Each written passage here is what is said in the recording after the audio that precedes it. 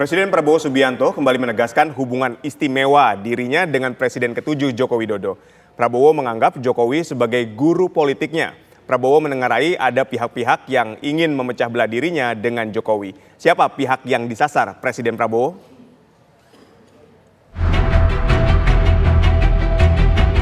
Hubungan istimewa Presiden Prabowo Subianto dan Presiden ke-7 Joko Widodo kembali jadi sorotan. Dalam pidato pembukaan Kongres ke-18 Muslimat NU di Surabaya, Prabowo kembali menyebut dirinya belajar politik dari Joko Widodo. Prabowo juga menengarai saat ini ada pihak-pihak yang berupaya memisahkan dirinya dengan Jokowi. Jadi memang kalau politik ya saya belajar dari Pak Jokowi. Nggak usah malu-malu lah, ya kan? Kadang-kadang orang sudah nggak berkuasa, mau dikuyu-kuyu, mau dijelek-jelekin, jangan. Kita hormati semua, hormati semua. Ada yang sekarang mau misah-misahkan saya sama Pak Jokowi. Lucu juga. Untuk bahan ketawa boleh. Jangan. Kita jangan ikut pecah belah itu adalah kegiatan mereka-mereka yang tidak suka sama Indonesia. Dari ratusan tahun diveda et impera itu adalah taktik strategi untuk memecah belah umat dan bangsa Indonesia. Gak usah dihiraukan. Apresiasi terhadap Jokowi sebagai suhu politiknya juga pernah diungkapkan Prabowo dalam acara Partai Gerindra 31 Agustus 2024. Jokowi dalam momen itu spontan membalas pujian Prabowo yang juga merupakan Ketua Umum Partai Gerindra. Makanya kalau urusan tentara pertahanan tanya Prabowo, urusan politik aku datang ke orang Solo ini. Prabowo Subianto itu sangat spesial.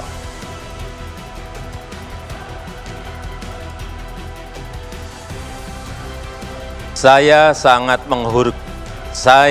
menghormati Pak Prabowo, sangat menghormati.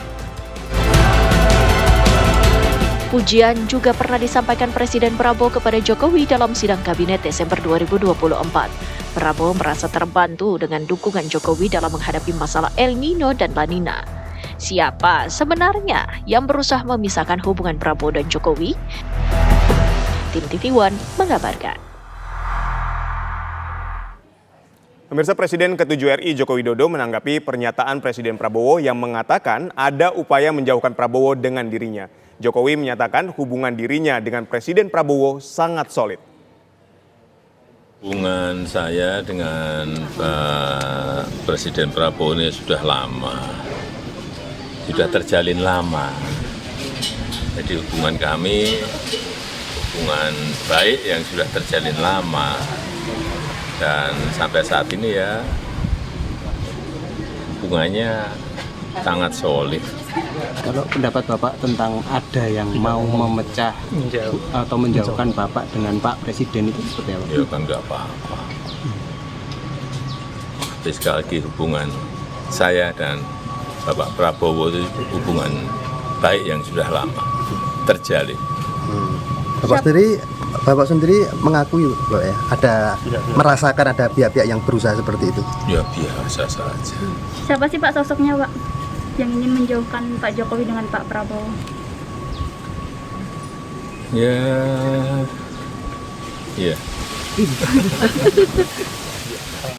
Pemirsa, apa maksud pernyataan Prabowo ada yang mau memisahkan dirinya dengan Jokowi? Siapa yang disasar Prabowo? Kita bahas bersama politikus Partai Gerindra Daniel Anzar Simanjuntak dan pakar politik dari Universitas Indonesia Cecep Hidayat. Saya ingin ke Mas Cecep terlebih dahulu. Mas Cecep, ketika ini kita lihat pernyataan yang disampaikan Pak Prabowo memang tidak secara eksplisit ya menyatakan siapanya. Tapi Anda melihatnya seperti apa? Jadi dari selamat sore. Jadi kalau kita melihat dari pernyataan Presiden Prabowo ya pada pertemuan NU yang terakhir itu ada beberapa hal yang bisa kita jelaskan. Pertama adalah Presiden Prabowo itu berusaha menjawab narasi yang berkembang belakangan. Ya, narasi bahwa terjadi persoalan antara Presiden Prabowo dengan Presiden sebelumnya, yaitu Jokowi. Dan ini dibalas dengan pernyataan narasi itu, menjawab narasi yang berkembang.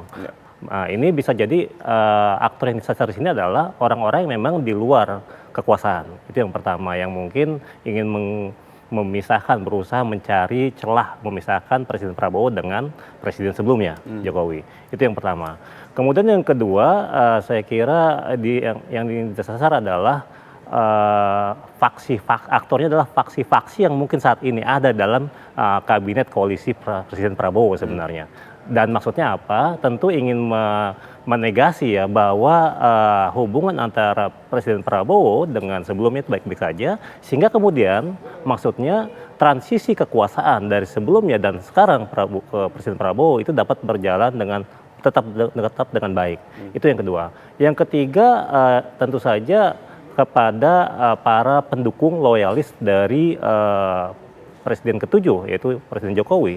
Kan kita tahu ya, sebagian besar basis massa yang mendukung Presiden Prabowo dan Gibran untuk maju pada Pilpres kemarin adalah basis pendukung dari Pak Jokowi. Sehingga kemudian dengan pernyataan tersebut itu ingin menampilkan kepada publik bahwa Presiden Prabowo itu punya masih tetap loyal ya kepada Jokowi, kemudian masih punya hubungan yang baik dengan Jokowi. Kemudian ini harapannya bisa memberi warna positif kepada para basis pendukung Jokowi. Baik. Tiga itu saya kira. Baik. Saya ingin ke Bang Daniel. Bang Daniel, ini kan ketika kita melihat curahan hati dari Pak Prabowo sendiri, Anda melihatnya apakah memang benar-benar ada orang yang ingin memisahkan antara Pak Prabowo dengan Pak Jokowi? Ya, Mas Adit, saya ingin mulai dari asbabul nuzul dari pernyataan Pak Prabowo tersebut dulu.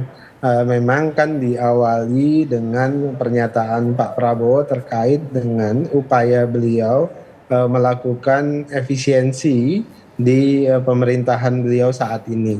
Memang kan di sisi kebijakan publik, Pak Prabowo pada saat ini fokus pada upaya mendorong spesialisasi kelembagaan, di sisi lain juga mendorong efisiensi.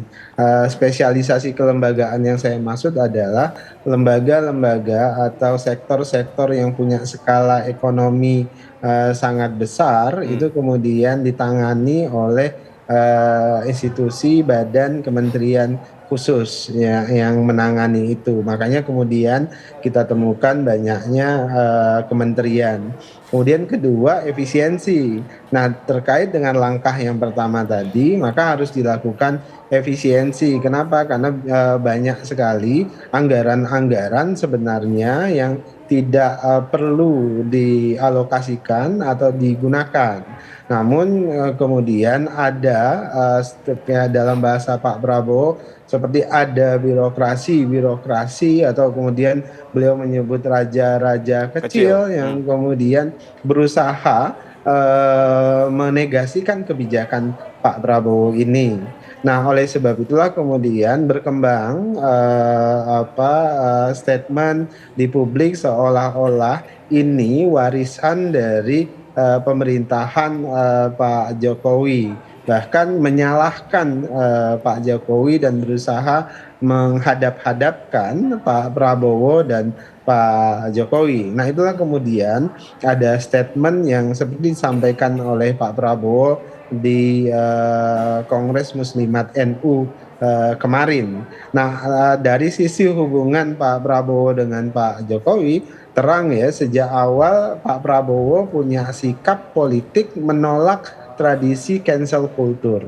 Artinya Pak Prabowo tidak ingin warisan-warisan kepemimpinan sebelumnya itu selalu dinegasikan, terutama warisan-warisan yang baik.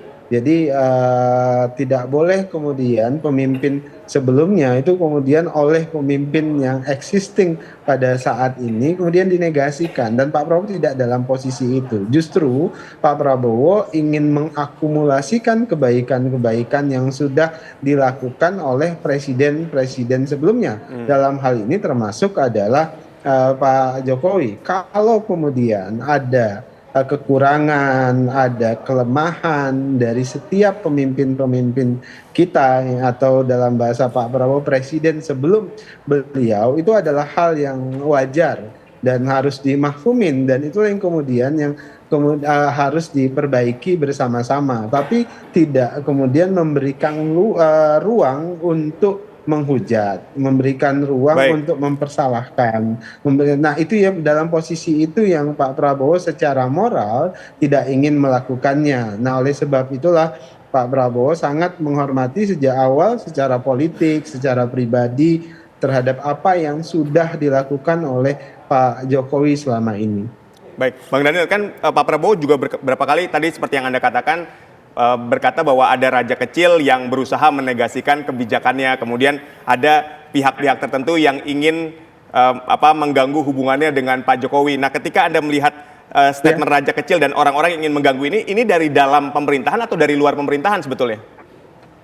Pertama kan begini, bisa dari dalam pemerintahan, bisa juga dari luar pemerintahan. Pertama ya, kita kan punya birokrasi yang sangat besar, artinya siapapun presidennya, sebagian besar birokrasi kita akan tetap berada di tempatnya masing-masing.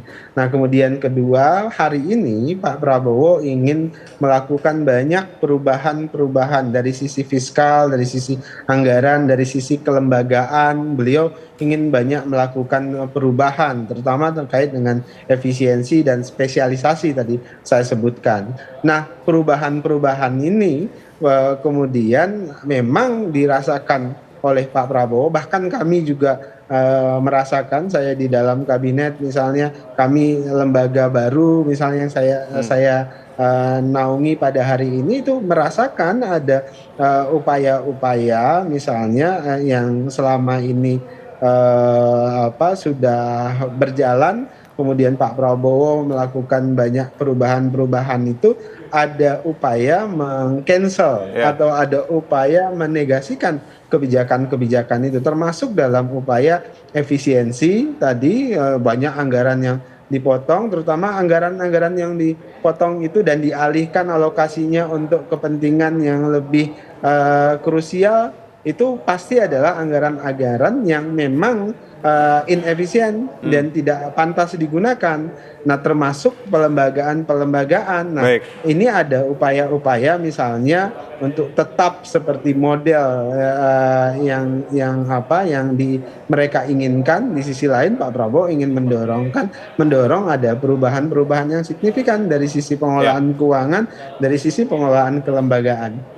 Baik, saya ingin ke Mas Cecep. Mas Cecep, ini kan tadi disebut ada raja kecil yang menegasikan kebijakan, kemudian ada orang yang ingin memisahkan Prabowo dengan Pak Jokowi. Kan sindiran-sindiran ini sebetulnya artinya Pak Prabowo ini udah tahu nih, apalagi kalau dia ada di dalam tuh misalnya. Nah, ketika dia sudah tahu ada di dalam, kenapa tidak disikat sekalian? Oke, jadi gini, saya kira ini kan ada menjadi seorang pemimpin itu butuh gaya komunikasi ya. Mungkin bisa saja implisit, bisa eksplisit. Betul. Nah, memang tadi banyak kemungkinan. Siapa aktor yang dimaksud? Apakah di dalam atau di luar? Yang tadi saya sampaikan di awal, kalau di luar berarti pihak-pihak yang saat ini tidak masuk ke dalam ranah kekuasaan. Orang-orang pihak-pihak yang mengkritisi pemerintahan Prabowo. Yang dalam bisa jadi faksi-faksi, kan kita tahu bahwa ketika Prabowo membentuk kabinet ya, pemerintahan ini besar kan, gemuk, dan ini banyak faksi, banyak kelompok yang pendukung dan juga yang mungkin baru mendukung gitu ya ketika beliau menjadi presiden. Tentu ketika mengeluarkan kebijakan, kayak katakan yang tadi disampaikan, misalnya pemotongan dan juga pemangkasan. Jadi ada pemotongan dan pemangkasan ya, dalam rangka efisiensi, dalam rangka mungkin alokasi buat kebijakan strategis lainnya. Ini bisa jadi mempengaruhi ya, pihak-pihak yang status quo gitu, yang mungkin sudah di zona nyaman, yang kemudian ketika anggarannya dipotong, anggarannya dipangkas, itu bergejolak. Tapi memang sebagai seorang pemimpin sebenarnya bisa melakukan ya. Beliau sebenarnya bisa melakukan untuk menyelesaikan itu semua. Tapi disinilah akhirnya kita melihat Prabowo sebagai seorang politisi gitu, bahwa dia kemudian membuat pernyataan-pernyataan yang bisa jadi multi interpretatif, sehingga publik yang menafsirkan gitu. Seperti apa? Ini kan gaya politisi Jokowi yang mungkin yang tadi sampaikan, dia belajar dari gurunya, yaitu seorang Joko Widodo, presiden sebelumnya. Jadi akhirnya beliau menyampaikan pernyataan, lihat dulu reaksi dari publik ya, sehingga kemudian nanti akan diputuskan. Dan saya kira nanti juga akan diputuskan oleh Presiden Prabowo ya, setelah melihat respon dari publik sebenarnya. Baik, ini kan ketika Pak Prabowo ini seolah-olah tidak ingin dipisahkan dari Pak Jokowi, ini juga menarik untuk dibahas. Tapi nanti kita bahasnya usai jeda.